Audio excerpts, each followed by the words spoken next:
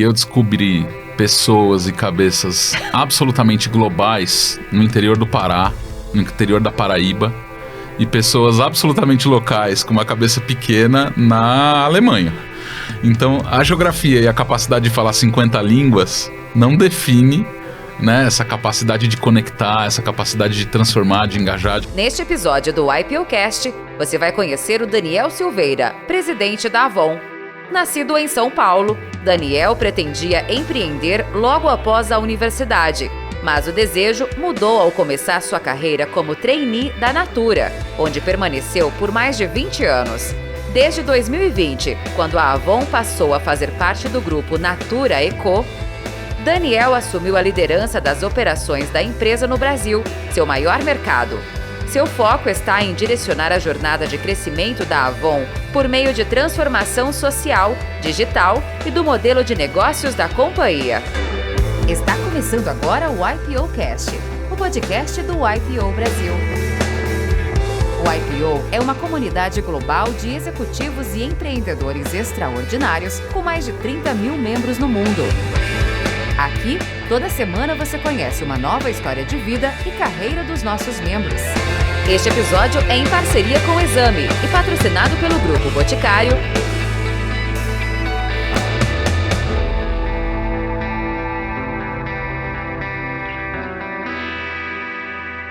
Bem-vindos a mais um IPOcast, o podcast do IPO Brasil.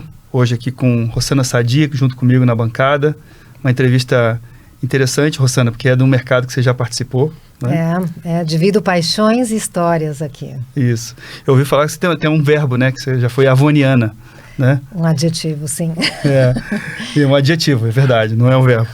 Mas, enfim, estamos aqui hoje com Dani Silveira, CEO da Avon. É um prazer te receber aqui, Dani. Seja bem-vindo. Prazer é meu, muito bom estar com vocês aqui e poder conversar com a nossa turma do IPO.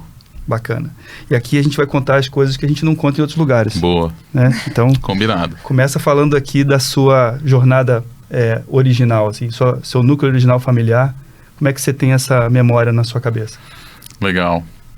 Olha, eu sou o filho mais velho de três irmãos, né? Eu sou o homem mais velho, depois duas meninas. Meus pais se separaram, eu devia ter perto de 10 anos. Meu pai é engenheiro, minha mãe professora de história. Minha mãe teve um outro relacionamento, teve mais um filho que foi temporão, ela já tinha 40 e pouco e tal. Foi aquele susto, ao mesmo tempo uma energia, uma alegria nova na casa, né? Que é o outro menino mais velho. Todos de São Paulo, eu sou natural de São Paulo. Fiz faculdade de engenharia fora, na Unesp de Guaratinguetá, então passei aí os 5 anos da faculdade morando em República, vivendo no interior de São Paulo, e com uma referência muito forte dos valores familiares, né? A educação sempre foi um tema muito caro para a família, especialmente a família do meu pai. Minha avó vem do interior de São Paulo, sai com 18 anos de casa, vai encontrar meu avô no Rio de Janeiro, que estava abandonando uma história familiar de pessoas que tiveram carreiras no funcionalismo público. Ele, filho único, fala, não quero isso, quero tentar uma vida nova, vem para o Rio de Janeiro, encontra minha avó no Rio, e de lá, com uma vida muito humilde, com muita dificuldade, começam e colocam esse valor de educação muito forte, e aí formam os filhos, são 3 filhos. E do outro lado, uma história muito interessante da minha mãe, da família dela, que o meu bisavô foi responsável por todo o serviço funerário do estado de São Paulo. Então, imagina, ele tinha... e o meu avô trabalhava para o meu bisavô, lá que ele conheceu minha avó.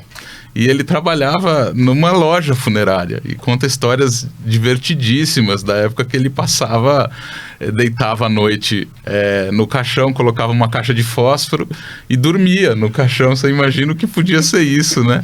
Em Santos, que foi a cidade que ele nasceu. O que seu avô rezava na hora que... Pois é. O que ele pedia na hora que rezava? Eu também gostaria de imaginar. Mas então, o neto mais velho, o filho mais velho, então uma família, um ninho familiar muito amoroso, com muito amor, assim, que eu tenho de memória. Uma realidade com valores muito, muito fortes, assim, de educação, de princípios, de propósito, que eu acho que influenciaram a minha história aí adiante. Bacana. E seu pai fazia o quê profissionalmente? Meu pai é engenheiro, ele fez engenharia mecânica e ele trabalhou muitos anos na indústria de saneamento, né? Então trabalhava com grandes equipamentos de saneamento. Eu brinco com ele que eu ia ficar louco se eu trabalhasse nesse negócio, porque são negócios que levam 2 anos para serem fechados, mais 1 ou 2 anos para serem produzidos, né? E eu aqui vivendo bens de consumo que a venda é da hora, né? O que aconteceu na hora. Então eu acho que eu ficaria maluco nessa indústria, mas era uma indústria muito interessante, né? E que outro traço muito interessante, que além de todos os elementos técnicos, porque toda a parte de comercialização, ele se especializou na área comercial, é muito técnica nesse tipo de empresa, mas a relação e a credibilidade da relação construída no tempo é muito importante, né? Esse também é um outro valor muito interessante, assim, dessa história da credibilidade, da construção de uma relação duradoura e tal, que me acompanha. Tenho amigos aí desde que me lembro, gente que seguem comigo até hoje. E isso nos seus 20 e quase 5 anos de venda direta também é fundamental, exatamente, né? Porque a base da venda direta é o relacionamento, é o pessoa a pessoa, né? Exatamente, é fantástico, né? Encontrar na venda direta como isso se materializa de uma forma tão grande e é o motor dessa indústria, né? Muito legal. E sua mãe? Minha mãe, professora de história, trabalhou dando aula na escola pública. Ela tinha um ideal muito grande de que queria contribuir para a formação das crianças que tinham menos acesso, então ela nunca quis trabalhar na escola particular, nem tentou, dedicou a carreira dela à escola pública. E tem uma passagem curiosa que pouca gente sabe, mas quando eu estava chegando no 3º colegial, tem aquela história, né? Vai fazer cursinho, vai morar fora. E meu pai tinha passado por um momento difícil na carreira. Então, ele tinha me dado 3 opções e eu tinha que decidir. Ou eu ia morar fora, né, e acabar o colegial depois, ou eu ia fazer a escola pública durante a noite e durante o dia o cursinho que ele ia pagar, ou tinha uma terceira que eu já nem me recordo, que devia ser só para cumprir tabela, porque a verdade sim, ou eu acabava a escola e tentava a faculdade sem cursinho, né? E eu fiquei enrolando meu pai, porque eu falei, não vou tomar essa decisão coisa nenhuma, estava de férias, e ele tomou a decisão por mim, né? Então foi um momento difícil, porque eu tive que processar aquilo tudo. Eu adorava, passei quase 9 anos na mesma escola, então me formei lá, conhecia todo mundo há muitos anos. Ele me trancou a minha escola particular na região sul de São Paulo, chama Magno, e me transferiu para a escola pública. E aí eu fui fazer cursinho de manhã, integral, e a escola pública à noite. Foi uma experiência também incrível, assim, de ver diferentes realidades, assim, sabe? De um pessoal da escola pública, ao mesmo tempo o pessoal que estava no cursinho. Mas te conto isso porque minha mãe me deu aula no 3º colegial, porque ela dava aula nessa escola. Foi uma experiência também diferente, assim. E imagino que uma decisão como essa, eu passei por algo parecido, foi uma experiência que eu senti muita falta da minha escola anterior e minha mãe percebeu, né? Eu cheguei em casa, minha mãe me olhou e falou, e daí? Como foi? Eu falei, não, foi tudo bem. Ela falou, não foi tudo bem, eu te conheço, né? Como é que foi para você essa experiência? Olha, foi duro, porque embora eu estava enrolando para tomar a decisão, e ele acabou tomando a decisão por mim, e hoje agradeço que a decisão foi a melhor possível, e foi ótimo. Na época eu não achei nada disso, então fiquei bastante revoltado. Eu lembro que fiquei uns dias sem falar com meu pai, entrava direto pro quarto, meio marrento, né, daquele jeito que a gente é nessa idade. Até que fui acostumando e entrando nessa história e vendo a beleza de viver aquela dualidade, né? Porque era aquela turma que estava na escola pública à noite, trabalhava o dia inteiro, e estava ali realmente batalhando, que tinha... Outro perfil, né? Outro perfil. Ao mesmo tempo eu estava... E essa também foi uma tônica, né? Eu morei a vida inteira num bairro de classe média, e que tinha uma mistura muito grande, uma diversidade grande de pessoas, e vivi de novo essa experiência. E essa realidade te colocou te tirou dessa bolha um pouco. Totalmente. Te colocou num ambiente onde as pessoas tinham outros desafios, outros objetivos e... Total. Isso... Olha, aí tem uma coisa muito marcante para mim, na minha história, assim, que hoje em dia eu racionalizei já isso, já compreendi, mas levou tempo para eu entender. Eu descobri que no bairro que eu morava, provavelmente eu estava no top tier de renda familiar, né? E para a escola que eu estudava, provavelmente eu estava no bottom tier. Então era uma dualidade muito grande, né? E eu descobri uma coisa muito simples com aquela cabeça de menino. Olha, tem gente muito legal aqui no bairro e tem gente muito legal na escola que tem mais posse. Tem gente muito não legal, né? No bairro, e tem gente que também não é nada legal. Então não é a renda que diferencia as pessoas, né? Isso foi muito marcante para mim, né? E como trazer oportunidades que eu olhava para aquelas pessoas que tinham mais acesso e falava, cara, eu quero isso, mas eu não quero ficar idiota. Como é que dá para fazer isso? Dá, porque eu conheci muita gente que são amigos até hoje e que são incríveis, não importa a renda, né? E que tem uma percepção que transcende a sua bolha, como você falou, né? Sua origem, né? A sua origem. E como é que você traz isso para a sua família atual, né? Porque hoje, dentro das nossas realidades, nós vivemos cada vez mais numa bolha, né? E como para poder furar isso com Olha, isso é um super desafio. A gente conversa, eu e minha esposa, bastante, falando inclusive do IPO. Esse é um tema frequente que a gente conversa no fórum. Porque realmente, comparando a minha história com a história dos meus filhos, eles estão ainda mais na bolha do que eu estive, né? Então, o que a gente tenta promover são diferentes experiências com diferentes pessoas, né? E tenta dar o exemplo a partir da relação que a gente estabelece com múltiplos contextos. Mas confesso que não estou ainda feliz com isso, não. Eu acho que tem um desafio grande. Quando eu vejo o desafio e a celebração que era uma conquista, e como para eles isso chega fácil hoje, muito mais fácil do que era para mim, eu acho que a gente ainda tem muito para aprender. Estamos experimentando e aprendendo. Aceito dicas. A gente está criando a próxima geração de meninos mimados. É isso. Mas esse é um ponto super bom, sabe? Isso a gente tem exercitado bem. Como antecipa e permite que eles vivam a frustração. Qualquer que seja ela. Né? Porque eles não estão acostumados a viver isso, e eu tenho visto, inclusive estudado, casos crescentes no mundo de adolescentes com suicídio, consumo excessivo de drogas, muito motivados por às vezes, um pequeno gatilho. Uma história que eu vi recente de uma amiga que o filho ameaçou se matar, um adolescente de 15, 16 anos, porque terminou da namorada. Quantas vezes eu tomei um pé na bunda da namorada, né? Acho que todos nós, faz parte, mas isso era frequente. Viver a frustração, eu acho que é um tema relevante. A gente, às vezes, querendo proteger demais, cria esse espaço artificial, né? É um desafio, né? Porque, de certa forma, a gente tem os aprendizados da vida e a gente gostaria de preservar nossos filhos de viverem as mesmas coisas. Sim. Por outro lado, a vida é deles.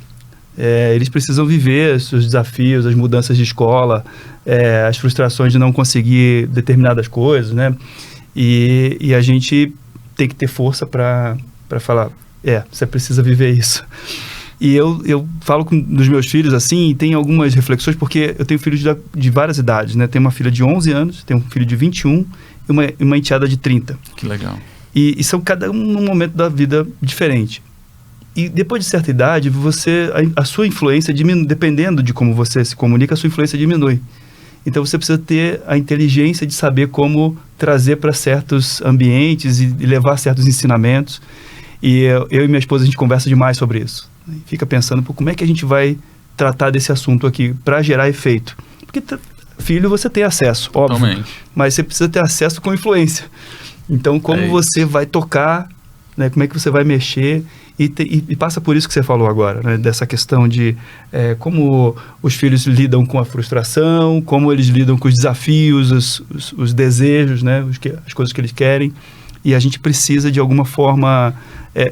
eu já ouvi uma vez uma coisa muito legal, que é uma fase da vida, você está dentro do campo de futebol jogando com seu filho. Numa outra fase, você está na beira do campo assistindo ele jogar. e numa fase mais tarde você está lá na arquibancada enquanto ele está jogando. Então essas são as proximidades ali da vida com os nossos filhos, né? É muito legal, e acho que um desafio, e às vezes a gente fala muito do IPO como uma fonte de referência, de troca sobre o ambiente profissional. Talvez essa seja uma das maiores riquezas que eu tenho encontrado no fórum e no IPO, a possibilidade de trocar com pessoas que estão vivendo coisas parecidas, o que está funcionando, o que não está, porque ninguém tem o manual, né?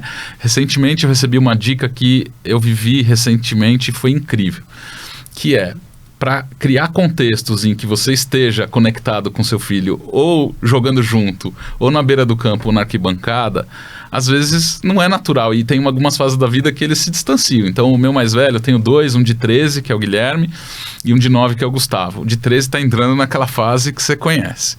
E eu senti que aquele vínculo estava se enfraquecendo um pouco, alguns temas não vinham. E aí recebi uma dica de um colega, o IPO, o Dani, inclusive, que falou, olha, eu faço uma viagem uma vez por ano, só eu e ele. Cada um dos filhos ele faz. Um fim de semana, nada demais. E há 3 semanas atrás eu fiz a primeira.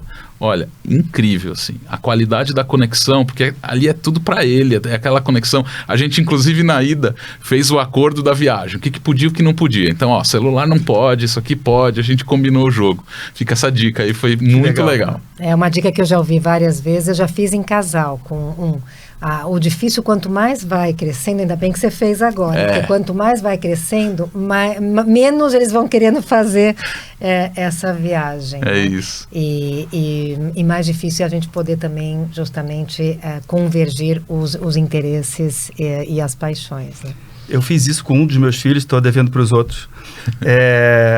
Essa dica veio do meu fórum também, e eu ia fazer um curso, na ocasião, em São Francisco, na Califórnia, um desses bootcamps, e eu fiquei um pouco preocupado se a agenda daria e tudo mais, e aí eu expliquei para ele, eu falei, é um curso, o que você acha? Não, eu vou adorar. E foi, assim, sensacional. Ele foi um momento de conexão, um momento de conversar coisas que a gente não conversava naturalmente, o ambiente não permitia, ou, enfim, não gerava a conexão necessária.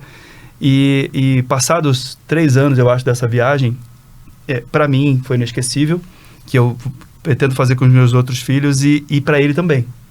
Né? Então ficou na memória dele esse momento. É legal que seja um curso, né, do ano, não é nem só o prazer, mas o de aprender junto, de viver a gente não fez o curso juntos, mas ele conheceu os meus classmates lá.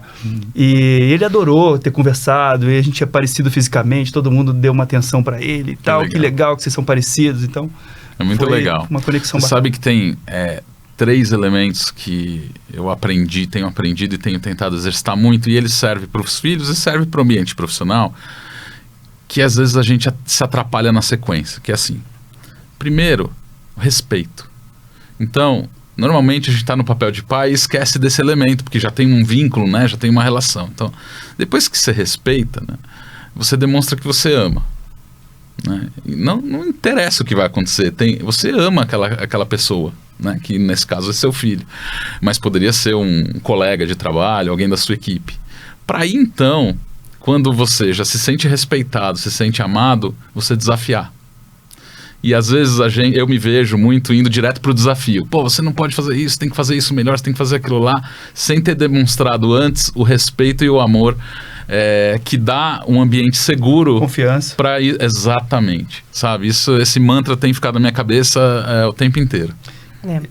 E acho que vai muito pela escuta, né? Porque você começa o respeito no ouvir. Né? Acho que é uma boa dica que hoje mesmo eu falhei. Olha só, você já me fez pensar. Mas a gente falha o tempo todo. Pois é, a gente entrevistou a Rossana aqui na condição de entrevistada. Hoje ela está aqui comigo te entrevistando, né? E uma das perguntas que eu me lembro de ter feito para ela foi assim, o que você leva da vida profissional para a sua vida pessoal? Ela falou assim, na vida profissional é muito comum a gente usar as ferramentas de feedback e conversa.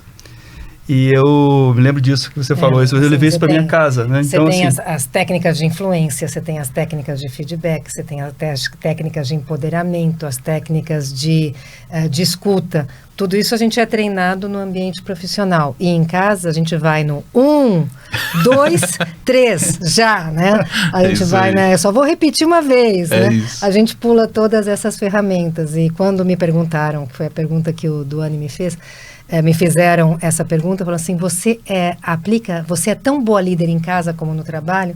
E eu percebi que em casa eu era generala mesmo, né? Totalmente. Então comecei a trazer um pouco dessas técnicas. Respira, conta 1, 2, 3 por dentro. Conta 1, 2, 3 para você, pra né? você. Não para eles, mas eu acho que é um desafio que a gente tem constantemente. E a coisa da pergunta, né? Porque a gente, como está acostumado a ter essa relação mais próxima, a gente pergunta pouco. Né? Então, mas me fala, o que está acontecendo? O que você acha? Acho que você falou isso nesse dia. Né? De falar assim, tá, me conta então, você acha que tem que fazer tal coisa, mas por que você acha isso? E aí, essas perguntas fazem a pessoa que está respondendo pensar, porque a gente, enquanto está elaborando a resposta, a gente está organizando na cabeça. Exatamente. Né?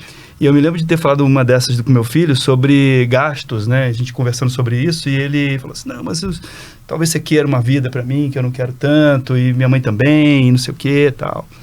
E aí eu disse, mas, assim, a vida, os gastos que você tem condiz com a vida que você pretende ter profissionalmente? Porque essas coisas tem que conversar.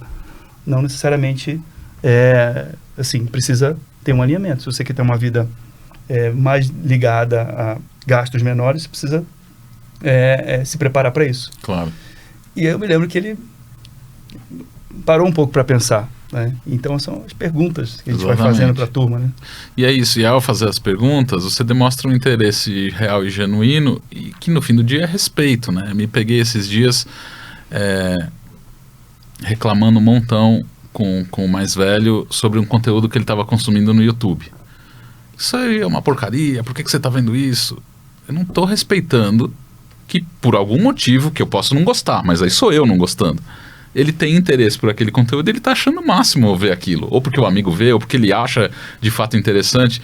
Talvez valesse a pena eu entender primeiro, do ponto de vista dele, por que ele está achando aquilo interessante, para depois oferecer outras opções. Mas você já viu esse outro negócio aqui? E não já ir julgando de cara, dizendo que é uma porcaria na minha ótica, né? Então, isso vale para os filhos, mas vale para o negócio também. Né? Coisa. Não é fácil. Não é fácil. Vamos lá, passando um pouco aí, entrando no seu ambiente profissional, né? Como é que foi essa fim da faculdade, decisões sobre para onde ir, como ir? Como é que isso foi se construindo?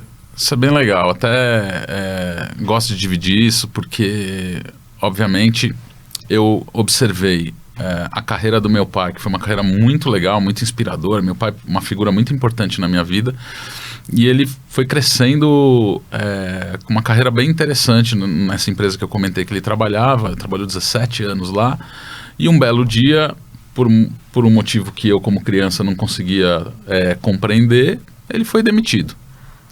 E a vida na minha casa virou de pernas pro ar. Eu brinco que ele viveu desventuras em série, porque ele separou da minha mãe, ele perdeu o emprego, perdeu o pai, e o Collor confiscou todos os recursos que ele tinha acumulado. Então, assim, ele realmente é um herói, porque o cara tem uma resiliência incrível para passar por tudo isso, com uma integridade, assim, fabulosa, e um foco muito grande na educação dos filhos. Quantos anos ele tinha nessa época?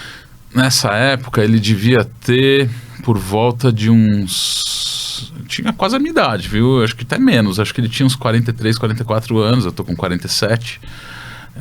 Então, mais ou menos nessa época, assim.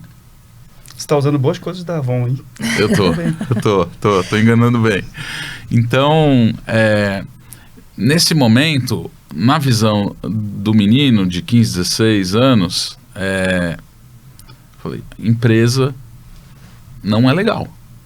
Como assim? A pessoa dedica, meu pai trabalhava muito, sempre muito workaholic, 17 anos, e do dia pra noite não valeu nada? Não entendi os motivos para mim aquilo. Então, eu fui para a faculdade fazer engenharia, me identifiquei muito com a engenharia, gostei muito de feito, faria de novo, mas já sabia que não cursaria, eu fiz engenharia elétrica, não iria para a área técnica, gostava muito de gente, negócio e tal. Mas achava que era um curso legal de fazer e faria novamente. Então, quando eu saí da faculdade, tentei algumas coisas durante a faculdade, fazer uma coisinha aqui ou colar para ganhar algum dinheiro. Para mim era muito claro que eu queria empreender, abrir meu negócio. Tá. Só que uma análise superficial já me mostrou que isso parecia ser muito lindo, mas não era tão simples assim. A estatística no Brasil é da maior parte dos negócios quebram em 2 anos ou menos. Então eu falei, parece que não é tão óbvio, então preciso aprender. Então eu só prestei programas de trainee. Porque naquela época o programa de trainee permitia que você visitasse Job toda... rotation. Exatamente. Então era muito curioso, porque enquanto boa parte dos meus colegas do programa de trainees tinham como expectativa uma carreira muito acelerada, a minha expectativa era aprender o mais rápido possível com a empresa e ir embora. E eu encontrei na Natura, a empresa que eu entrei como trainee naquele momento, né? Eu tive uma empresa antes, uma experiência antes, mas fiquei pouco tempo, menos de 1 ano, já fui para o programa de trainees da Natura. Eu descobri uma empresa em que eu podia empreender, né? E que eu podia trazer ideias e fazer a coisa acontecer e ter accountability pelo que eu estava fazendo e fazer ideias, desde que se provassem razoáveis e viáveis, acontecer. E eu brincava com a turma que eu não ia completar 5 anos, estou lá praticamente 25, né? Então foi mais ou menos essa a trajetória, né? Saí da faculdade, fui para um operador logístico trabalhar. Eu brinco que foram 8 meses, mas que valeram por 3 anos, porque saindo de fraldas da faculdade, eu assumi a área de tecnologia desse operador logístico, que embora não fosse, era uma empresa média, mas tinham clientes muito grandes, General Motors, Johnson & Johnson, Janssen, um monte de empresa grande, e eles tinham escritórios no Brasil inteiro, e do dia para a noite eu virei o responsável pela área de tecnologia com filiais no Brasil todo, com gente que reportava para mim no Brasil todo, e eu mal sabia, né, começar essa história. Então foi muito intenso o aprendizado. Empresa pequena te obriga a fazer de tudo. Então eu tive a oportunidade eu era o único trainee que participava do board da empresa, porque não tinha uma cadeira de tecnologia, então eu era essa criatura lá. Então foi muito intenso. Logo depois entrei na Natura, no programa de trainees, e aí trilhei minha carreira a partir daí. Você teve uma carreira longa, né? Sim. Em vários países, em várias regiões. Conta um pouco dessa sua carreira dentro da Natura. É muito legal. O que eu, assim, em um tweet, né? Eu trabalhei minha carreira inteira e gosto muito disso num pêndulo. Ora eu estou em projetos de transformação, grandes projetos, porque eu acho que é uma oportunidade incrível de aprendizado e de transformação, de inovação. Ora em operação, que é onde meu sangue pulsa. Adoro estar na operação, adoro ver o negócio acontecer, né? Então, eu fui fazendo esse pêndulo. Então, trabalhei nas áreas de logística. A Natura é uma empresa que favorece muito mobilidade lateral, então isso me permitiu sair de logística, ir para a área de planejamento, área comercial. Fui gerente de vendas, foi uma experiência incrível com uma equipe, eu devia ter uns 25 anos mais ou menos, com uma equipe de 29 mulheres muito mais velhas do que eu, assim, que foram um ensinamento, né? Muito carinhosas comigo, embora eu tenha feito muita besteira, elas me suportaram, me ensinaram muito. Então, aí tive essa experiência, depois comecei a jornada de expansão internacional da Natura, que teve vários momentos de tentativa de ir mais forte, em diferentes formatos. Então tive um momento de abrir a venda direta na França, depois preparar a entrada nos Estados Unidos, que acabou não dando em nada pela crise do subprime, e a gente abandonou os planos, até que finalmente, antes de me juntar à Avon em 2020, quando a Avon foi adquirida e fez parte agora do grupo Natura & Co, eu era responsável por levar, antes disso, cuidei das operações da Natura nas suas principais regiões do país, fiz o turnaround da Natura aqui, que é outra coisa que eu adoro fazer, então fiz um monte de turnaround. E vim por isso, inclusive, para a Avon do Brasil. Mas antes de chegar na Avon, logo depois do turnaround da Natura aqui no Brasil, eu estava trabalhando numa agenda muito deliciosa, que era de levar a Natura para fora da América Latina, né? Num modelo de agilidade, já tentando criar uma organização mais fluida, mais empoderada, alavancando o footprint que a gente tem, né, na The Body Shop lá na Ásia e tal. Eu tinha, portanto, uma operação nos Estados Unidos, uma operação na Europa, baseada na França, e esse convite de abrir uma operação na Ásia, que foi a abertura da Natura da Malásia, que a gente fez em tempo recorde, foi muito legal, essa conexão com outras culturas, outros mercados. Então, um pouco isso. Aí, nesse meio de caminho, chegou a Avon para o grupo. Eu trabalhei na construção de todo o Value Creation Plan, da aquisição, e aí, naturalmente, eu fui me aproximando da oportunidade de liderar a Avon aqui no Brasil, que é a maior operação da Avon no mundo, né? E próxima, buscando as sinergias, e tem sido um privilégio viver essa jornada. Eu comentei com o Daniel nos bastidores que eu também tenho 15 anos de venda direta, né? 8,5 dos quais dentro da Avon. Então, compartilho com ele toda essa paixão pelo relacionamento, paixão pelas pessoas e paixão pela causa da venda direta, né? E também tive uma trajetória parecida à tua, Daniel, muito com estratégia, transformação e operação. Então, dentro desse seu contexto de Brasil internacional, de estratégia e operação direta, quais foram os seus aprendizados? Como é que isso te transformou no líder que você é hoje? Olha, isso segue transformando, né? A primeira coisa que eu acho que eu venho aprendendo, eu gosto muito de uma frase que diz... o mestre aparece quando o aluno está pronto, né? E eu descobri pessoas e cabeças absolutamente globais no interior do Pará, no interior da Paraíba, e pessoas absolutamente locais com uma cabeça pequena na Alemanha. Então, a geografia e a capacidade de falar 50 línguas não define, né, essa capacidade de conectar, essa capacidade de transformar, de engajar, de construir planos e propósitos que unam as pessoas e que tenham realmente o espaço de aprendizagem requerido para a gente conseguir funcionar fora. Então, esse foi um aprendizado muito legal. Eu lembro de um dos programas importantes que eu liderei e que tem até hoje o Carlinhos. O Carlinhos é o garçom que serve a gente lá no comitê executivo. E o Carlinhos, ele passava servindo uma limonada. E todo dia ele via o SPI, né, o índice do projeto, se a gente estava atingindo ou não o projeto, e ele começou a acompanhar o índice. E o Carlinhos é um case de marketing. Então, assim, você vai fazer um MBA de marketing? Não, observa o Carlinhos, que você vai aprender como que lida com o cliente, como cria empatia, como cria conexão, assim. Então, eu acho que olhar atento, porque o aprendizado está disponível nos lugares que você menos espera. Então, isso eu tenho aprendido demais. Isso me traz, talvez, uma qualidade de presença e de escuta, né? A gente estava falando mais cedo, que eu acho que é muito importante para a liderança atual, porque cada vez mais a gente nas organizações lida com problemas complexos, né? A diferença de um problema complexo, eu gosto muito desse exemplo, problema complexo, complicado e o simples. O problema simples é fazer um bolo. Para mim não é tão simples assim, mas é um problema simples. Por quê? Mas tem receita. O outcome esperado você já sabe qual é, você quer aquele bolo. Se você combinar aqueles ingredientes naquela sequência, dá o bolo. E se você repetir sempre, dá o mesmo bolo. É um problema simples. Tem problemas complicados, né? Os problemas complicados são como levar um foguete para a Lua. É bastante complicado, né? Mas uma vez definida a trajetória, organizado aqueles recursos de uma forma que a gente domina aquela tecnologia, a gente consegue chegar na Lua e tantas vezes quanto necessário chegaremos lá. Mas não é qualquer um que consegue fazer um foguete. Então é um problema complicado. Problema complexo, conectado com o começo da nossa conversa, é criar os filhos.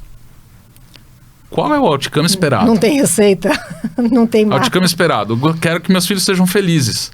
Tá, mas o que é ser feliz? Para mim é uma coisa, para você é outra, para ele é outra, né? E o que precisa para ser feliz? Puxa, aí... Então, para problemas complexos, que são os problemas aos quais as organizações estão cada vez mais sujeitas, não tem receita. É tentativa e erro. Como é que você evolui na educação dos filhos? Você experimenta. Aí você vê se funciona. Aí você conversa com a sua esposa, conversa com a família, pega conselho do avô, do pai, fala, putz, isso está funcionando, isso não está mais. Vamos mudar? Né? Vamos criar outra experiência? E aí, funcionou? Não funcionou? A gente contava aqui da viagem que fizemos. Poxa, super funcionou, quero repetir. Talvez em algum momento pare de funcionar. E aí eu vou ter que buscar outra coisa. As organizações precisam cada vez mais viver essa experiência. O que eu aprendi, né, nessa jornada é esse espaço de aprendizado, de tentativa, e que a verdade, né, a inteligência é coletiva. Né? E a venda direta ensina muito isso, né? Porque essa rede de mulheres empreendedoras no mundo é incrível a capacidade de inovação que elas têm, né? Daniel, a gente está se conhecendo hoje, eu estou vendo você falar e li sobre sua história, e vi algumas coisas suas. E eu, assim, já tinha para mim esse cara carismático, esse cara que fala com olhar e tudo, né? Mas tem uma questão de confiança também, né? E você falou sobre essa questão de carreira, né? De esse pêndulo de projetos e operação. E eu me identifico muito com essa questão de estar à frente de projetos que são importantes para o grupo, né? Para uma empresa. Então, você está ali, você tem a questão do desafio, mas tem a questão da responsabilidade. E eu queria que você falasse um pouco desses projetos, assim, o que foi te dando confiança, né? E o que a Natura foi também enxergando em você, né? Uma pessoa, um ponta de lança para poder ser alçado aos desafios que eram importantes para a empresa. Conta um pouco desses projetos, assim. Pode ser, porque às vezes, né? Eu tenho algumas medalhas que eu carrego comigo, que são projetos até pequenos, assim. Exato. Mas aquilo mudou a minha vida, mudou a minha relação de confiança com as pessoas que estavam comigo e me preparou para o próximo passo. Daí eu queria que você trouxesse alguns assim. Boa. Me ocorrem alguns aqui. Um primeiro, pegando esse teu ponto, que lembra que eu contei que quando eu fui para a organização, era para aprender como operava para poder sair e fazer a minha. E que eu me deparei com um ambiente que eu podia criar lá. Então, tinha espaço para eu empreender dentro da organização. Isso foi uma descoberta para mim. Eu não achava que existia isso, né? E isso se comprovou, porque isso não é conceitual, isso é prático. Isso aconteceu num projeto pequeno, que era um projeto mais ou menos 2000, 2001. A Natura queria começar a vender direto para o consumidor final, né? A partir de um portal que tinha uma página como uma loja de e-commerce para suas consultoras. Então, muito antes, naquela época da bolha da internet e tal, ela quis ser precursora e avançar nessa linha. E era um projeto que um vice-presidente lá, era um projeto que ele colocava muita energia, mas era muito pequeno ainda, muito incipiente. E a empresa um elefante, né? Um volume enorme de transações, etc. Então, eu comecei esse projeto com um escopo pequeno, que meu escopo era simplesmente garantir e cuidar do processo de distribuição. E aí eu descobri que ninguém estava dando bola para o projeto, né? E aí eu tinha duas escolhas. A primeira escolha é falar, putz, mas esse não é o meu escopo, eu não tenho que fazer isso, né? Quem tinha que fazer isso é a pessoa de tax. Como é que é o imposto desse negócio? Ou como é que é a estratégia comercial? Como é que é a comunicação que chega para a consultora? A minha escolha foi, bom, que ótimo, eu tenho um espaço aqui para fazer o que eu quero, e eu criei o meu projeto, né? Então, entendi bem quais eram os objetivos, e para mim esse projeto super simples, mas ao mesmo tempo foi super simbólico, porque me deu a provação de que era possível, de que eu podia mesmo empreender, né? De que tinha esse espaço, porque também não é assim, o espaço está disponível, você está testando, você chega, tal. Então, esse projeto foi bem importante. Depois teve uma série, mas eu gosto de lembrar de um, que ele talvez tenha sido um dos projetos mais desafiadores. Foi um dos maiores projetos da organização naquela época. Isso foi entre 2008, 2009, 2011, mais ou menos. Foi em 2 anos e pouco de projeto. Naquele momento, a organização estava prestes a parar, né? Eu tinha pesadelos de que a gente não conseguiria faturar. Aliás, a Avon tinha passado recentemente por um processo de troca do sistema de faturamento, do ERP, que travou. Então eu tinha aquele trauma, meu Deus, vai acontecer a mesma coisa aqui. E a gente tinha que rever todo o arcabouço de processos da organização e os sistemas que servem a esses processos. Um projeto de 150 pessoas, maior orçamento histórico. E tive que liderar esse negócio. Então, pensando num dos elementos da tua questão, tem que entregar resultado.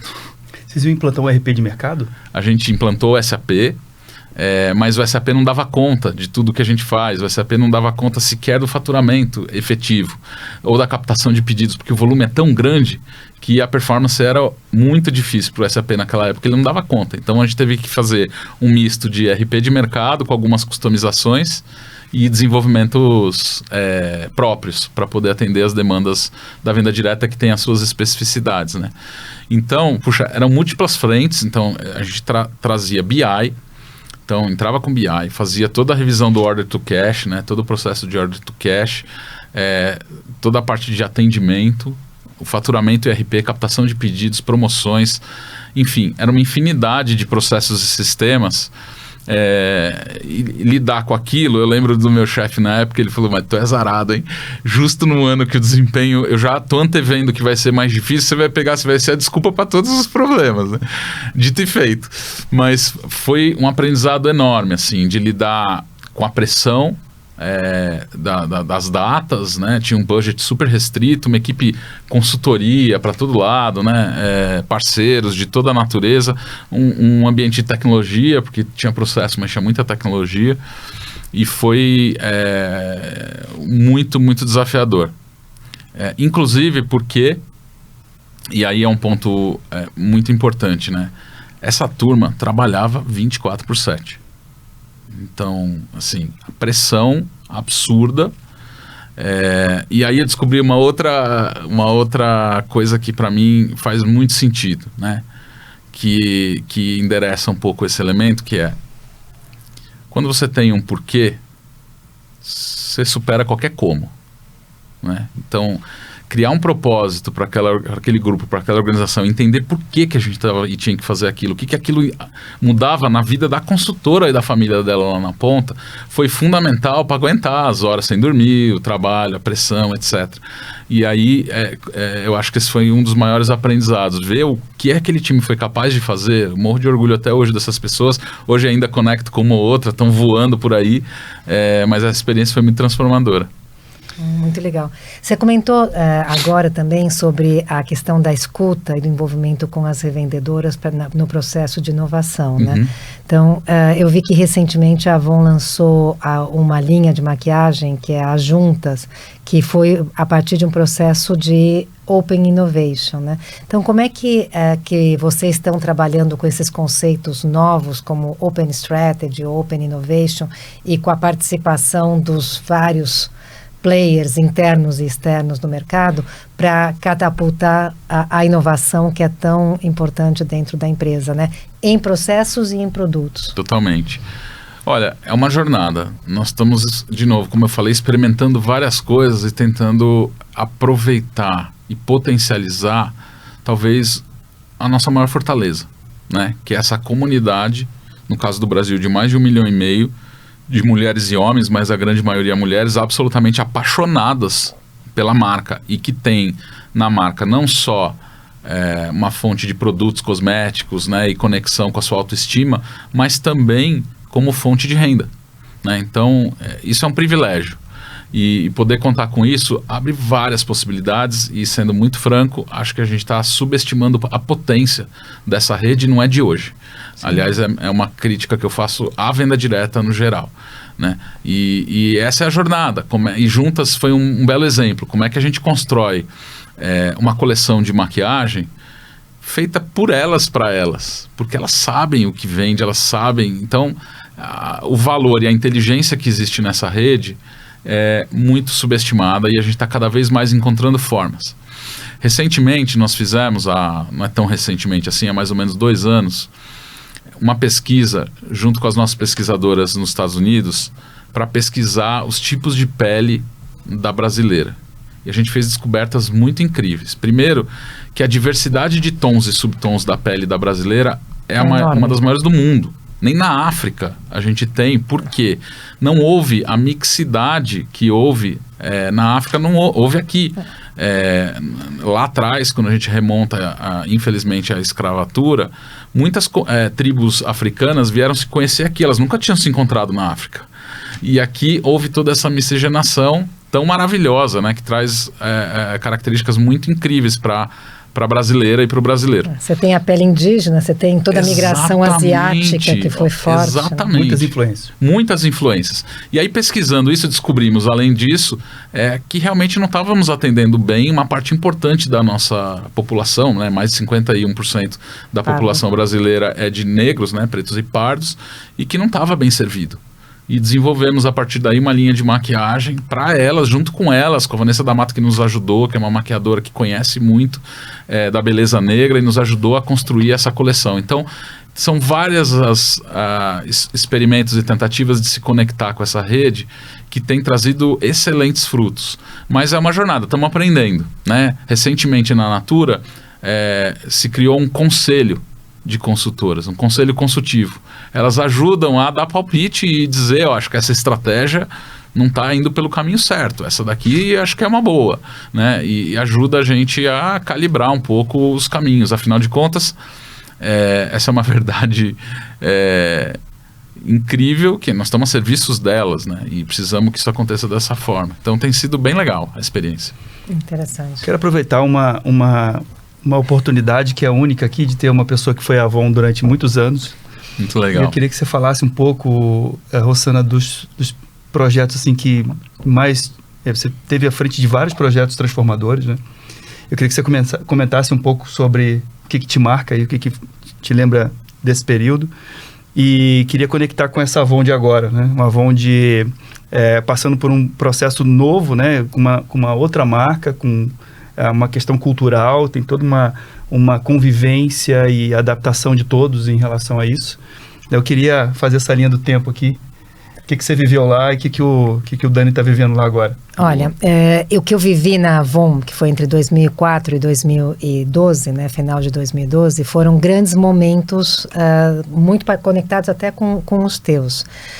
Por um lado, quando eu fui para o Equador, a gente trabalhou muito fortemente na Colômbia e no Equador a aceleração da penetração da Avon nesses mercados. Então, na Colômbia, na época, a gente crescia 50% ao ano.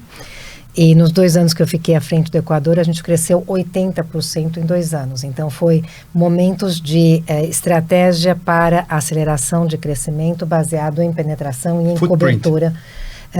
É muito mais em termos de atração, que hoje a gente chama de CAC, né, de atração das revendedoras e crescimento nesses mercados que eram subpenetrados. Como também lançamento de produtos tipo não cosméticos, né, em mercados que não tinham não cosméticos na oportunidade na Avon. Também passei por turnaround de resultados. Então, no Chile, um crescimento negativo para crescimento positivo em 1 ano. Mas eu acho que o que mais marca nessa trajetória, eu acho que é uma realidade que a gente vive até hoje, é a discussão de modelo comercial. Então, na época, na Avon, a gente discutia muito o mononível versus multinível, né? E o multinível controlado, não profundo, como depois eu vivi na Amway. E enquanto eu estava à frente do Chile, a gente fez uma mudança de modelo comercial.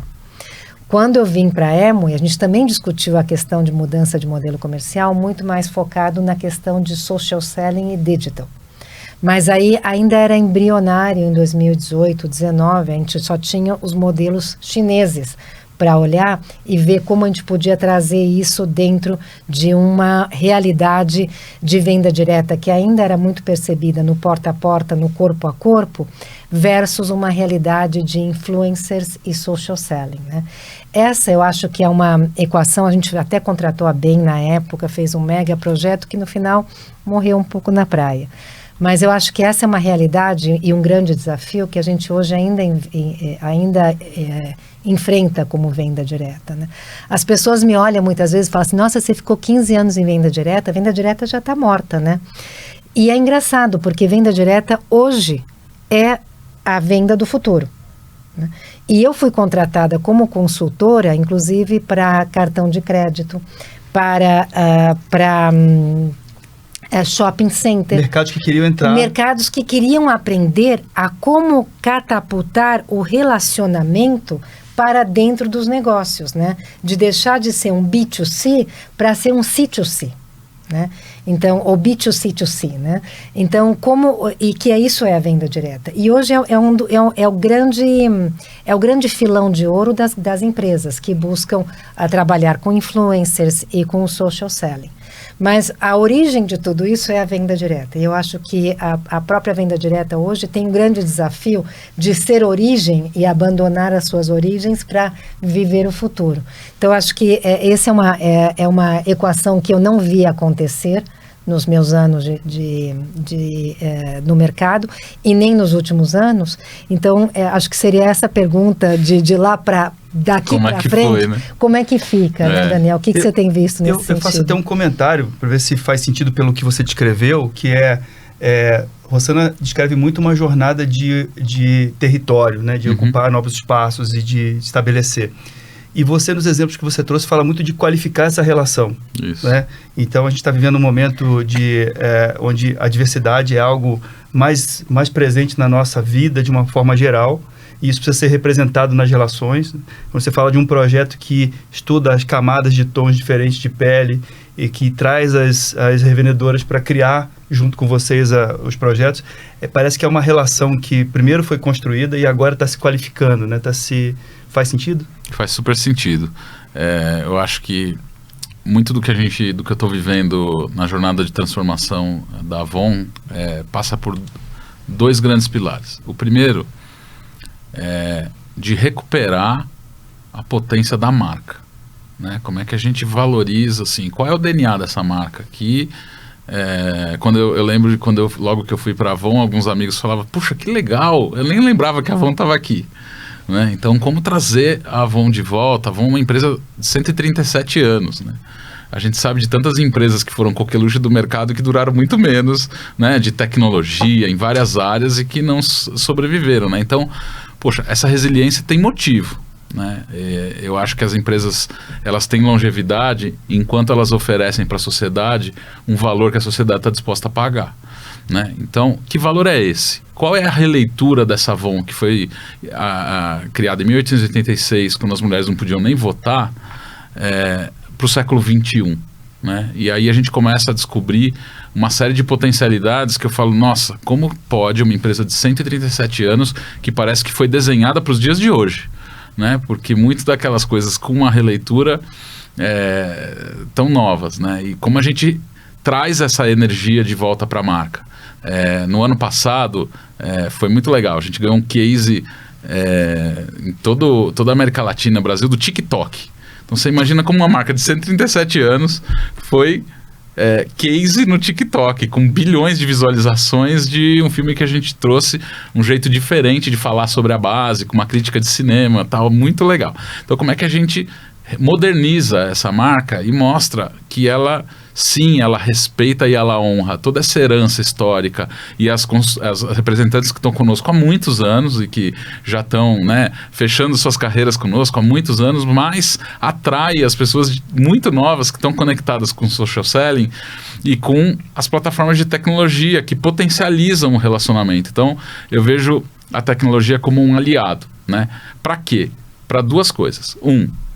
Garantir o famoso lifetime value, que é a qualificação da relação, como você bem colocou. Então, se em um dado momento era muito importante ampliar a quantidade de consultoras ou representantes, hoje, para a nossa estratégia, é muito mais importante que elas estejam conosco, né? O famoso lifetime value, a retenção. E você só retém qualificando, porque o consumidor está disposto, eu brinco, né? A consultoria morreu. Vai contar isso para a McKinsey, né?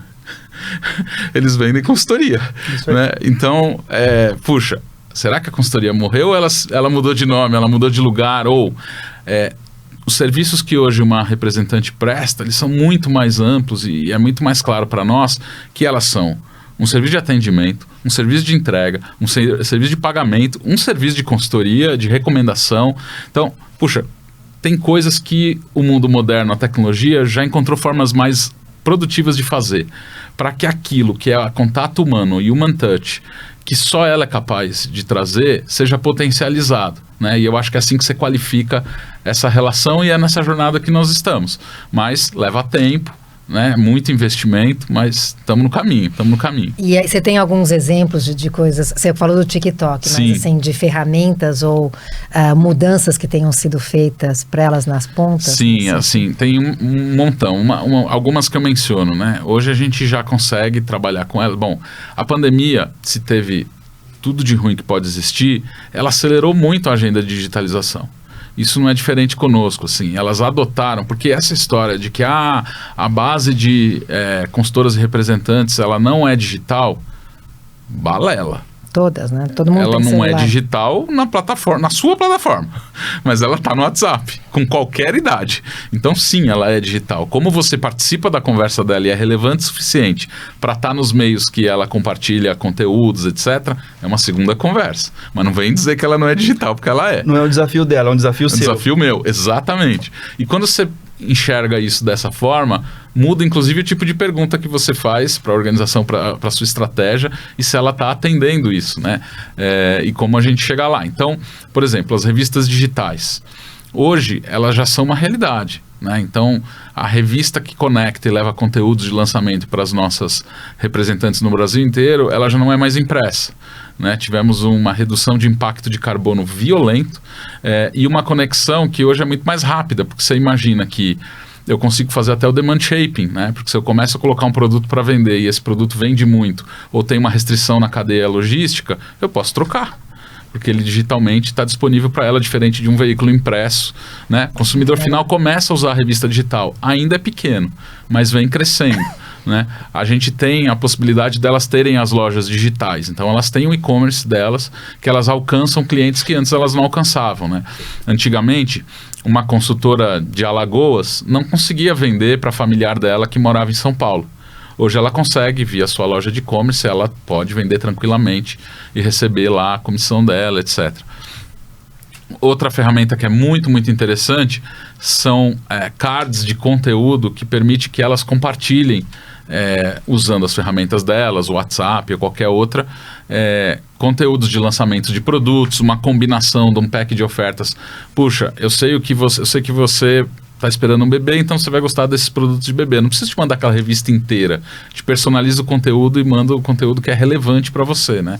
Então, coisas como essa estão fazendo com que, invertendo o olhar e entendendo que nós temos um problema, não ela, a gente começa a criar soluções que participem dessas conversas que elas já têm com as suas comunidades, né?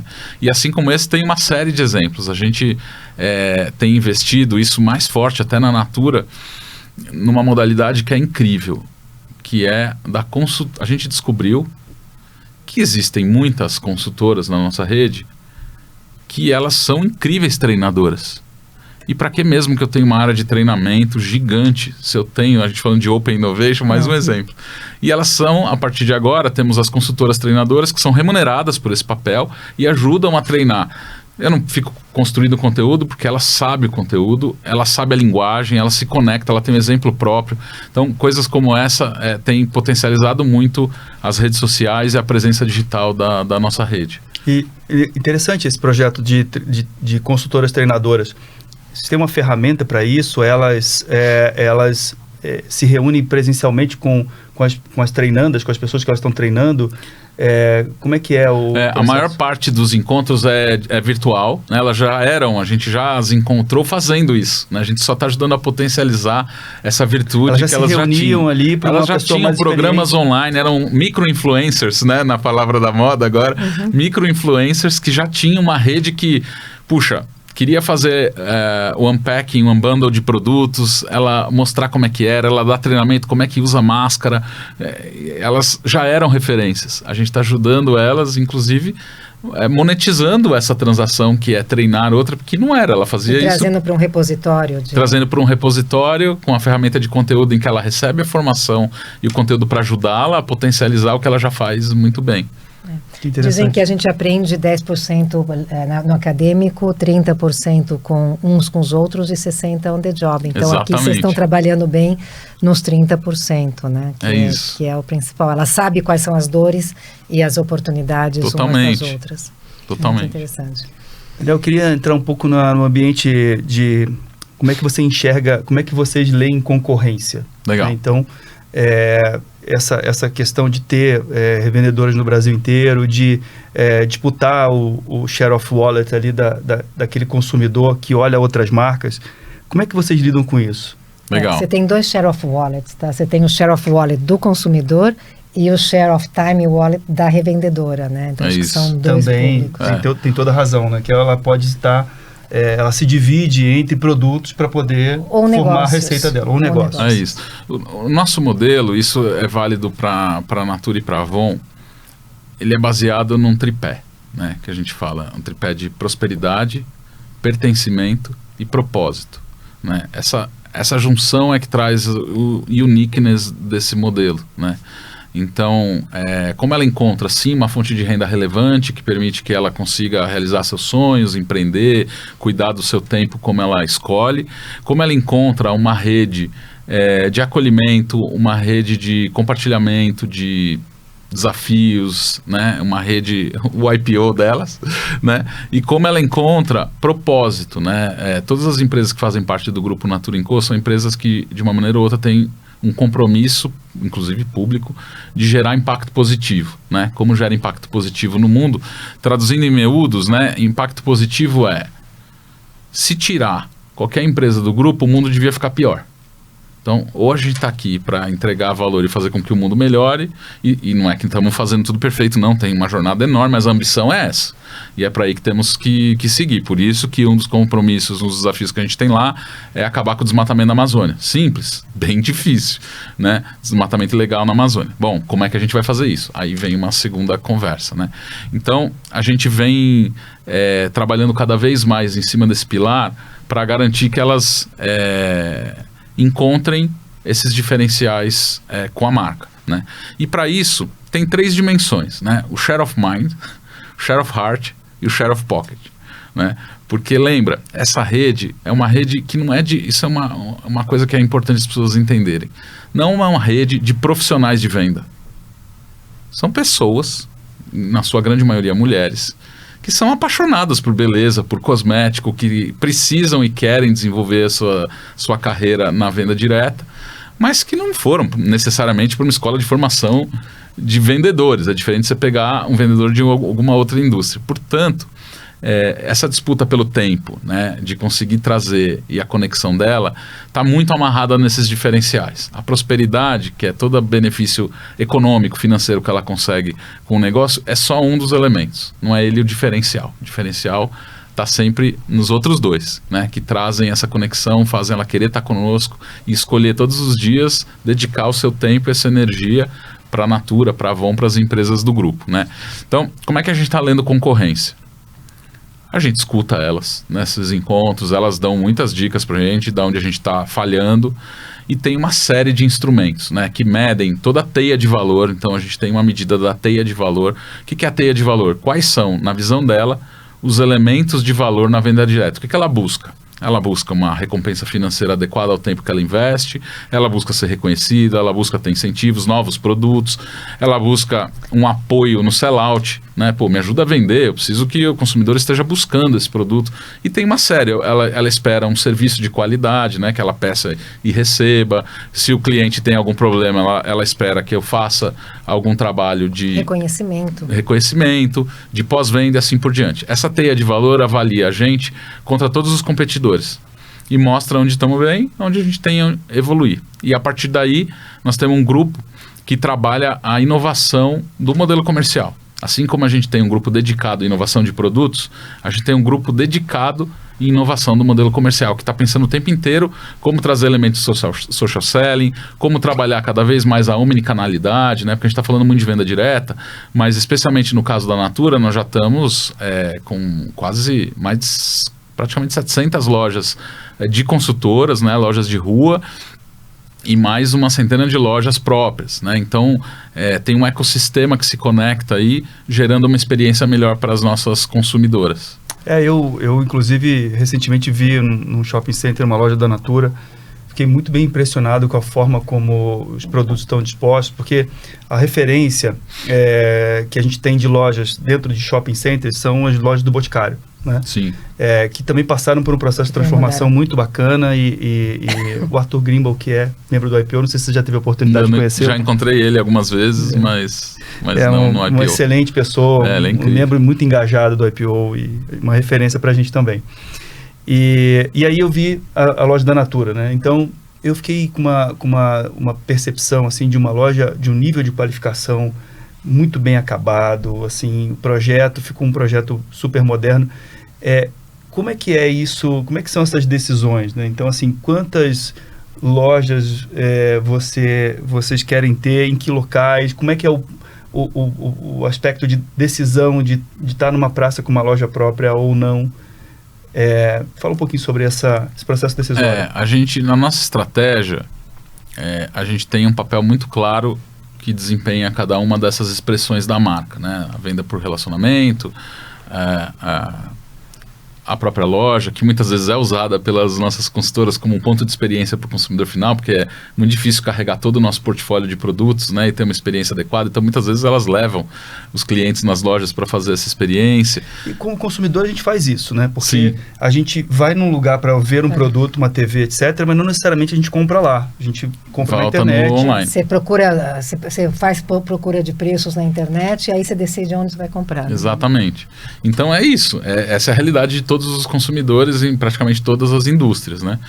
Por isso tão importante essas experiências. E a manifestação nas lojas, especialmente dos shoppings, dos principais shoppings das principais cidades brasileiras, ela visa buscar a conexão com um grupo de clientes que hoje não elege a venda direta como canal prioritário, né? Ou por N motivos, ou porque não acha conveniente, ou porque não conhece, ou porque não gosta da experiência, e que tem ali na loja própria um lugar talvez com a maior qualidade de experiência que a gente é capaz de prover, e que descobre, inclusive, produtos e portfólio. Nossa, não sabia que a Natura tinha isso, não, que legal e tal. Então a gente tem a possibilidade de explorar e de se conectar com outras audiências, com outros clientes, né?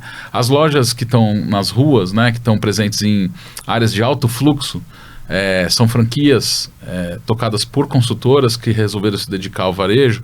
Elas atendem um cliente que está buscando muita conveniência, né? Porque a venda direta tem uma série de benefícios, mas ela também tem dificuldades, né? Se você precisa de um produto de uso diário, como um desodorante, você não vai esperar.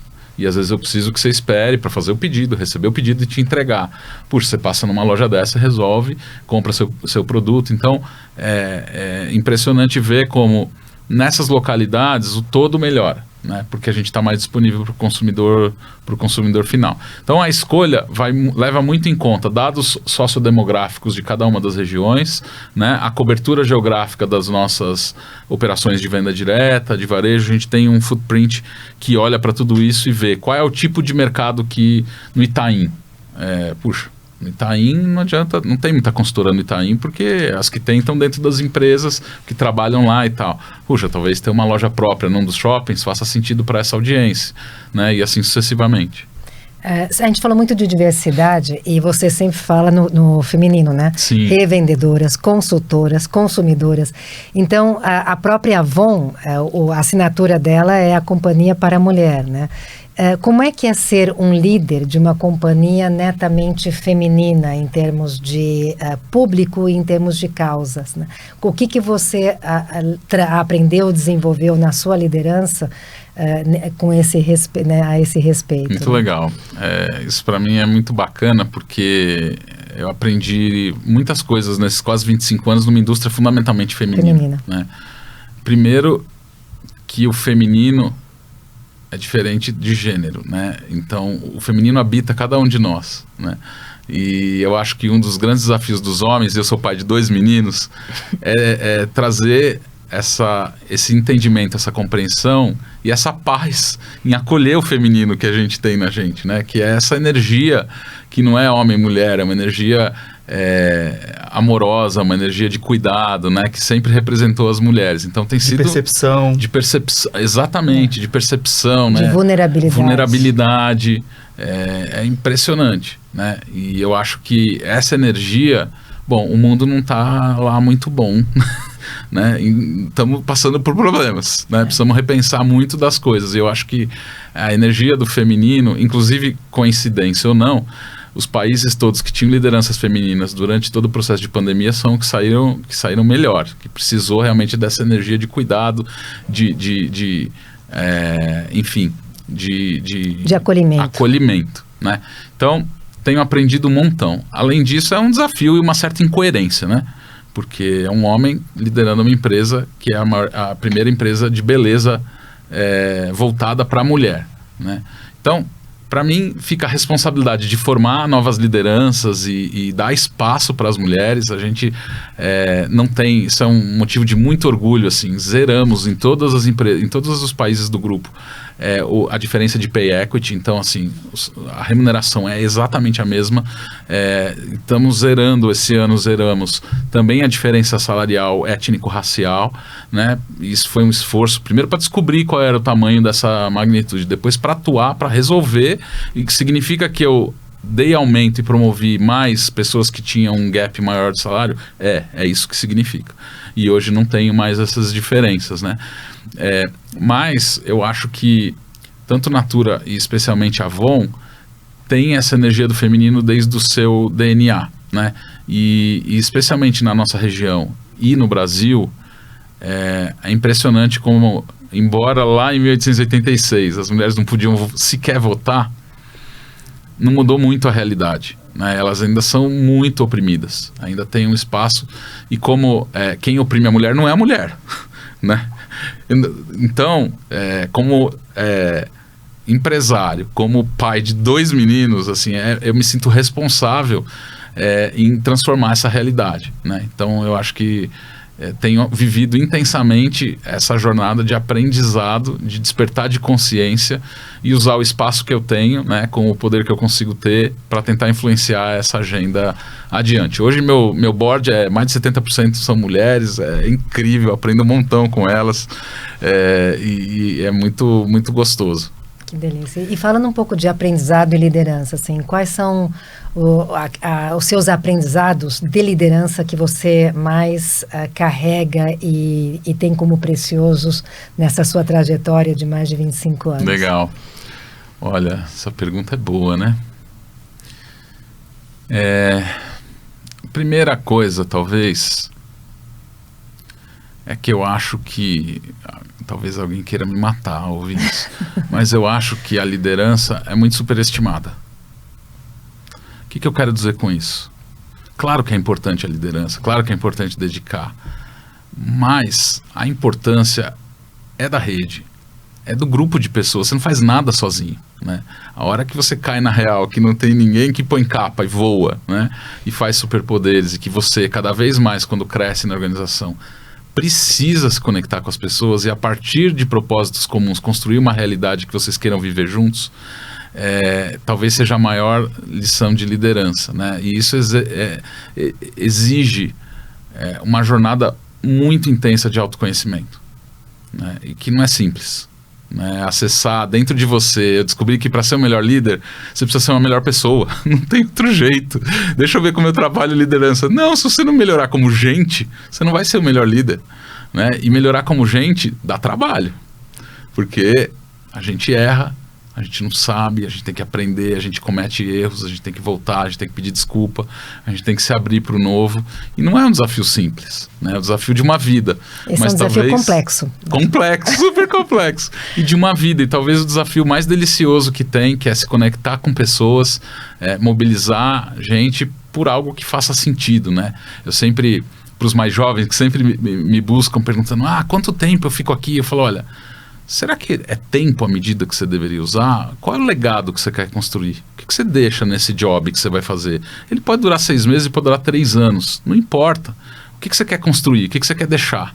Né? E acho que talvez essa seja uma das lições que eu tiro. A segunda, e por isso a jornada de autoconhecimento, na minha opinião, ela é tão importante para tentar revelar para você mesmo qual é o seu propósito. Para ver o quanto ele conecta ou não com o que você está fazendo. Porque eu vejo pessoas, a gente conhece tantas pessoas, né, que passam a vida, às vezes bem-sucedidas e infelizes, que é um desperdício, né? A gente está aqui nesse mundo, não é para isso. Então, quanto mais você investe, descobre melhor quem é você, com suas fortalezas e suas debilidades, né? Tem coisa que eu não vou ser bom nunca. E tá tudo bem, estou em paz, né? Saber disso é importante para você saber, inclusive, com quem que você tem que se conectar para ficar mais forte, né? Não existe um indivíduo infalível, mas um time infalível existe, né? Então essa é outra, assim, que eu acho super importante. Tem uma história que eu queria até dividir, que você me lembrou com relação ao aprendizado número 1. Teve uma pesquisa em Kellogg que eles fizeram com um público oriental e um público ocidental. Eles mostraram uma foto de um cardume de peixes e um peixe isolado. E eles perguntaram para o público ocidental, que era majoritariamente americano, que vocês veem? E os pesquisados, né, o pessoal comentou, eu vejo um peixe liderando um cardume. Eles pegaram essa mesma foto, mostraram para o público oriental e disseram, o que vocês veem? E a resposta foi, eu vejo um peixe que tem que ser trazido de volta ao grupo. Olha. E eu vi isso na pele, inclusive dentro da Amway, quando você via os líderes, né? Porque a Amway é multinível, então você trabalha com a liderança. A liderança ocidental, ela sobe no palco e ela fala de herói. Então ela bate no peito, ela disse, porque vejam o que eu fiz, o que eu conquistei, e é muito na primeira pessoa. E eu trouxe um grupo de líderes da China e trouxe eles ao palco. O líder trouxe toda a equipe para o palco e fez com que cada um deles falasse. Então, na hora que eu vi aquilo, para mim veio muito claro essa pesquisa, porque para ele, o que falava mais da liderança não era ele dizer o que ele tinha feito, mas o quanto ele tinha impactado a equipe e o quanto ele tinha conseguido elevar e trazer riqueza profissional, intelectual. Impacto. Para os demais. Exato, impacto. Então, a sua fala sobre o papel do líder sempre me remete muito também a esse aprendizado, porque o líder não é aquele que está à frente. O líder é aquele que leva os demais à frente. E tem uma coisa para mim que é mágica e difícil até de explicar em palavras, que é o seguinte: o que a gente é capaz de construir aqui, não é o Daniel que está construindo essa conversa, ou você... É o que a gente está vivendo junto. Então é esse espaço do entre que tem valor, né, na relação. Porque eu sou um líder com este grupo que eu seria diferente com outro grupo. E assim sucessivamente. Então, assim, mais valor do que eu é eu no grupo. Como que esse grupo consegue resultados extraordinários, né? Como ele consegue se desafiar e ir além. E é um desafio enorme. Daniel, falamos aqui um pouco sobre essa questão do se desenvolver melhor como líder, se desenvolver melhor como pessoa.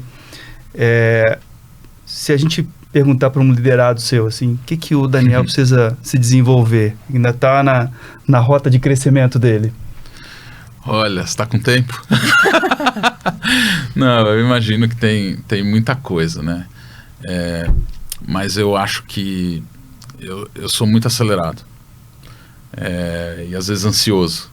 Né? E esse desafio de saber o tempo, que algumas coisas precisam. Tem um amigo que me contou uma história muito divertida, assim, muito bonita. Ele falou que um amigo dele resolveu criar, como é que é o nome daquela planta maravilhosa que bonsai? Não era um bonsai, eu vou lembrar o nome, orquídeas. Ok. Pois bem, ele criou uma estufa de orquídeas e fez toda a tecnologia, leu tudo e as orquídeas não floresciam.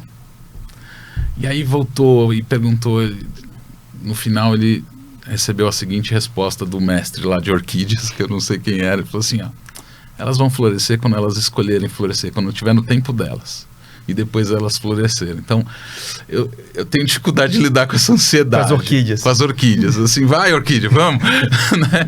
E eu pus a luz aqui, tem a água, vamos embora. Já tá tudo, agora vamos, né? Eu acho que esse é um desafio. A outra coisa é que eu sou um tiquinho teimoso. E o tiquinho é só porque vai ficar elegante aqui, né? Eu mudo de ideia. Eu tenho muita flexibilidade para mudar de ideia, acredito. Isso eles têm que dizer, depois eu vou perguntar. Mas não é tão simples, né? Eu tenho que compreender o que está levando, né, a essa mudança de ideia. E a outra coisa que eu acho que talvez seja maior, que eu acho que isso vem até um pouco de formação, eu brinco que o engenheiro é o profissional formado para resolver problema. Então tudo que eu vejo é problema. Então a pessoa vem, olha que incrível, mais, eu já tenho mais. Porque eu estou muito feliz, mas eu já estou conseguindo enxergar o próximo passo. E às vezes isso é meio cansativo para as pessoas, sabe? Talvez as perguntas não transmitam para a pessoa a felicidade que você está sentindo, mas Exato. Os desafios que tem ali. Fala, mas eu me esforcei tanto para chegar até aqui, você está me perguntando do mais. E isso eu tenho que aprender, cara. Tem uma técnica de Positive Intelligence que eles dizem que você tem que se substituir o não mas por o sim e. E aí isso ajuda muito a contribuir em lugar de Mas a gente tem desafiar. A gente tem que ser verdadeiro com a gente mesmo. Então, na natureza do Daniel, ele tá pensando mais e ele fala sim, não dá. É duro. É difícil. É um exercício. É um treinamento. É um exercício. Então, acho que esses seriam alguns dos elementos que viriam. Mas é um bom teste. Sempre refazer esse teste, porque o contexto muda, né? Enfim... E é muito interessante. Uma vez eu fiz um exercício, o RH até recomendou que eu não fizesse, mas eu fiz ainda assim. Que era um grupo que eu tinha muita confiança. E foi um exercício de open kimono mesmo. Falei, deixa eu explicar. Meu objetivo de vida é esse, meu objetivo de carreira é esse. Isso aqui eu acho que eu faço bem, isso aqui eu acho que eu não faço bem. O que vocês acham? Abri total, assim, o RH ficou meio assim, mas, cara, funcionou super, o pessoal muito... Isso é outra coisa que eu aprendi, né? Confiança é um ato de generosidade e que precisa começar de você. Você começa a confiar. A hora que você confia, você recebe confiança de volta. E você vai construindo no tempo. Então, foi mágico esse momento, assim, eu recebi vários feedbacks, e aí foi muito bom, porque eu descobri coisas que eu achava que eu era péssimo, e que eles disseram, não, cara, você não é não. Era uma autoavaliação pesada. Pesada. Agora, isso aqui que você acha que você é bom, você não é tão bom assim, não. Então, foi muito legal, um exercício bom. Bom, foi uma conversa muito boa, Daniel. Muito legal. Acho que a gente conseguiu trabalhar no setor, mas principalmente trabalhar no humano. Que eu acho que são os grandes aprendizados, né? E dá para ver isso quando a gente vê nos seus olhos a alegria e a emoção de ter se conectado com a conversa. Então, eu estou muito feliz de ter acontecido essa conversa aqui, porque eu estou tentando a agenda do Daniel faz algum tempo. É verdade. A Anice me ajudou nisso. E eu idealizei essa conversa com você, e que bom que ela deu certo, né? Rossana, que bom. Olha, a gente sempre traz um livro para os nossos convidados, assim, e você porque usa os produtos da Avon, tem uma cara de bom menino. É isso aí. E a gente falou, o Daniel parece ser um cara que tem uma conexão com gente acima da média, né? E a gente tem certeza que confirmou isso aqui hoje. E aí, o livro é o seguinte... tem um livro chamado Blue Zones, escrito por esse autor aqui, que é o Dan Buettner, e onde ele fala sobre 5 lugares no mundo onde as pessoas vivem mais tempo. E esses lugares, então, falam um pouco sobre a alimentação desses lugares, um pouco do comportamento, etc. Daí ele escreveu um segundo livro, que é esse aqui, que é o Zonas Azuis da Felicidade, que é onde uma pesquisa feita em mais de 140 países, onde as pessoas têm uma percepção de que sua vida é uma vida muito feliz. E ele traz aqui, inclusive, um teste, né? Você que já fez alguns, esse aqui você vai fazer também. Que é o teste de felicidade das zonas azuis. Então, você vai poder aplicar o seu índice de felicidade. Boa. E tenho certeza que, assim, é uma felicidade poder dar um livro desse para uma pessoa como você, que tem um impacto gigante em pessoas, né? Então, a influência direta e indireta que você tem é uma influência grande. E eu tenho certeza que isso aqui, às vezes a leitura é uma leitura profunda, às vezes a leitura é uma leitura, como a Rossana falou, meio cruzada, né? Sim. Mas a gente aprende, né? Então, acho que o importante é o quanto ela vai significar para você. Muito obrigado. Queria te dar esse livro aqui. Muito obrigado mesmo. Te agradecer por estar com a gente. Rossana. Obrigada, Daniel. Eu tenho certeza que, como você falou, que o tripé do segredo do relacionamento humano, né, que você falou, prosperidade. Eu sempre falei oportunidade, afiliação e desenvolvimento, mas você usou 3 palavras que eram propósito, prosperidade e pertencimento, que são as mesmas. São muito a raiz da felicidade. Então, espero que também o que você aprenda aqui possa aplicar nem você, e no negócio que justamente é para isso, né? Para criar um mundo melhor para tantas mulheres consumidoras, revendedoras e os seus companheiros também, né? É isso aí. Então, obrigada. Muito obrigado. Obrigada pela delícia de papo, um privilégio estar com vocês aqui. Obrigado mesmo. Muito obrigado. Não deixe de escutar os outros episódios do YPOcast, disponível em todas as plataformas de streaming.